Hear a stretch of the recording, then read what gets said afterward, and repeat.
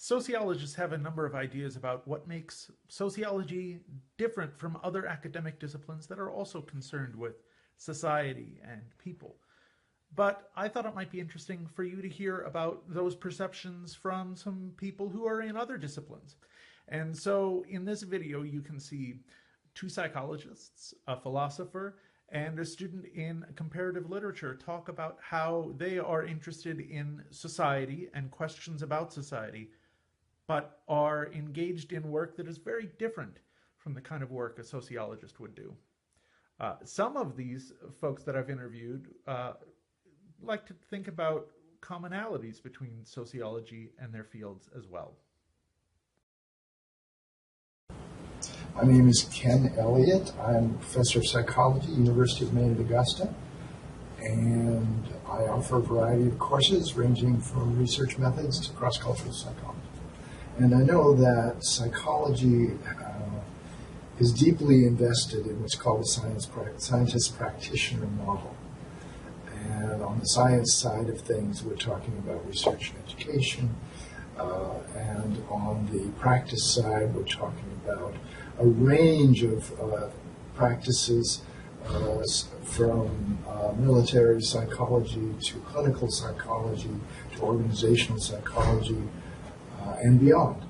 So the breadth of psychology, I think, is one of its strengths. The combination of practice and more academic research is the other part.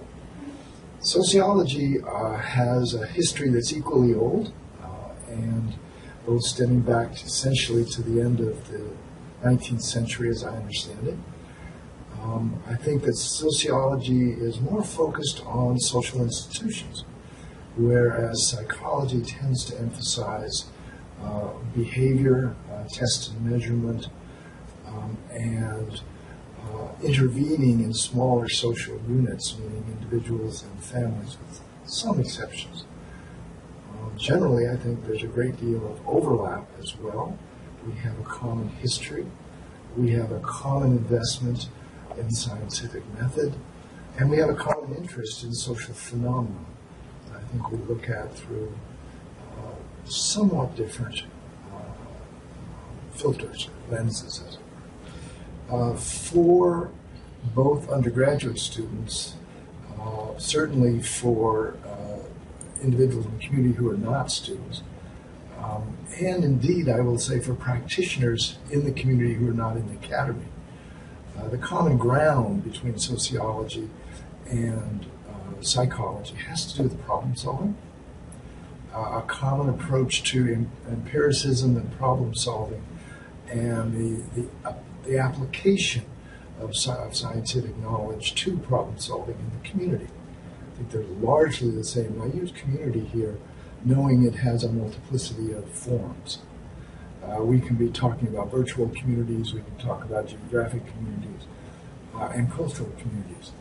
So I think both sociologists and psychologists share a common enthusiasm for working in the community on problem solving. Sure. I am Katy Korman. I'm an assistant professor at the University of Maine at Augusta. I'm based on the Bangor campus, and I am a community and cultural psychologist. Oh, well, right now I teach Introduction to Psychology, and I teach developmental psychology. So we look at from fetus to death, basically all of the changes that we go through in our lives. Biologically, including our brain, we experience our psychology through our physiology. And our social environments, how we interact, how we understand who we are within the systems that we're in, and our thinking processes, how we think differently at age 6 versus at age 20 versus at age 60, because our brains work differently throughout time, and it's not just a matter of experience, it actually is, our brains are different at these different times. Starting next fall, I'm going to teach psychology of disaster and climate change. I'm very excited about that. That is my area of expertise. So looking at how citizens and professionals react in times of crisis, and also preparing for future crises that may happen. So some psychologists will focus wholly on mental health, psychological disorders, even like what's going on in the brain versus how different experiences we've had may affect how we interact. Some psychologists are very interested in learning and how our brains change over time as we learn new things, gain expertise. Some will look at personality, which is a little bit more fluid, and how that changes how we understand who people are, who we ourselves are. In cultural psychology, we look at how our cultural worldview, our expectations of reality that come from where we are from, affect who we are within ourselves as individuals. And in community psychology, we're looking at broader contexts, the situations that we're in repeatedly over time, and how these situations affect our interior psyche. One of the things that I find really fascinating about all these fields is that basically as they continue to evolve, they overlap more and more. Because we just see that our fields cannot be confined into very strict boxes, that in order to get to all of the information necessary to understand our fields, we have to look into other fields as well. Community psychology overlaps with sociology and anthropology and education and public health and policy, and just basically anywhere there are people. And my suspicion is that sociology does that as well, because you look at a lot of different systems, and so anywhere there's a system, there's going to be sociology, so it's going to overlap with all of these things. So, if everything overlaps with everything, yes. What distinguishes anything from anything else? That's a great question. Well, in community psychology, we are still looking at psychology. And so that's the focus. Even when we're working in public health or working in education, I work with climate change, and I'm looking at the psychology of this and our decision making and our psychological impacts and experiences, our understanding of the world, and how all of these things shape our interaction with the world. Or I think a sociologist looking at the same thing would be more interested in the systems approach. So my name is Can Dölek. I started my PhD this year in comparative literature at SUNY at Buffalo. That's how I start. The reason why we are doing this video, I assume it's to somehow relate how comparative literature can be, how to talk about how comparative literature can be related to sociology. Thinking about it this way, well, I should say that before I had comparative literature in my head for PhD, I was working on sociology, anthropology, and political philosophy, and that's how I found my way into comparative literature, so that I can delve into literary theories which actually shed light on sociology. Okay, I think not all comparative literature has this, but mostly some comparative literature departments are theory-based, in the sense that they comprehend continental thought, and continental thought has always been actually motivated for social change. All these people, what they are trying to do is that they are trying to elaborate on certain things that seems very normal to society, while they create terrible consequences for others. But because we don't have the perspective of the others, we never notice those terrible things that are happening on them.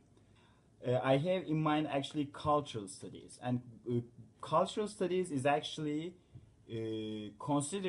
about considering life as though it's a text.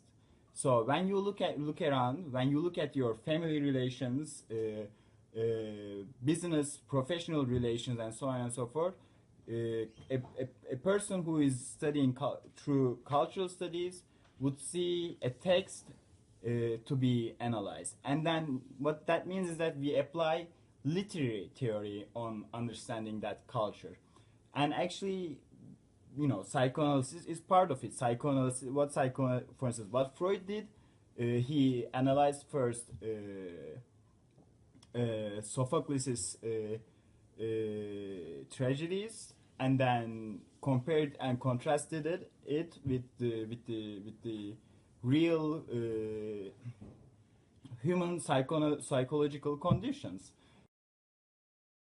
So I'm Greg Fahy, Dean of the College of Arts and Sciences, and I'm an Associate Professor of Philosophy here at UMA, and I still teach ethics and some other philosophy courses about once a year.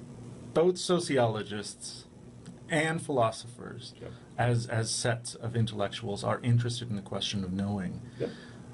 If you were going to describe the difference between how philosophers know and how sociologists know, how would you sum that up in a nutshell? I would say, I would take a historical perspective, and I would say sociology is a discipline that has developed relatively recently, historically speaking.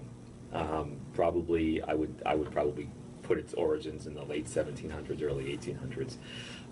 People like Weber and other people like that, developing a analysis. And this is my view of sociology from the scientific worldview. So you're going to sociologist is going to study human behavior based upon their observation, their hypotheses, whether their hypotheses are confirmed, and so it's going to have a very reproducible one thing. Whatever results sociologists are going to get are going to be, in theory, reproducible over time. They're going to be results that you can experiment on again and again and get similar results, presumably. For philosophy, it's going to be very different from that, right? Because a philosopher even puts that method, the scientific method, into question. Many philosophers recognize the value of scientific method. I mean, we're not idiots. We don't not all of us anyway. We don't question the value. But we do oftentimes think that maybe it's giving us only a small slice or a small perspective of what it means to be a human being, right? And so the scientific method can capture a small portion of it, but you need these other methods in order to get to a richer, more robust, fuller understanding of what it means to be human. Philosophy is a little like the Wild West. I mean, and you can see that in my description of that. I mean, you can build your own sort of self-contained understanding of the way the world is in a philosophical position. So you can build your own method and build your own conclusions around that method, and it can be relatively impermeable, and you can build a career in sort of developing that method and those conclusions. What sociology brings to the table, from my perspective, is it brings an outside control to the table. So does your worldview hold up against a standard, right? And I consider that to be ultimately the scientific method standard. Does it hold up against observation and empirical evidence?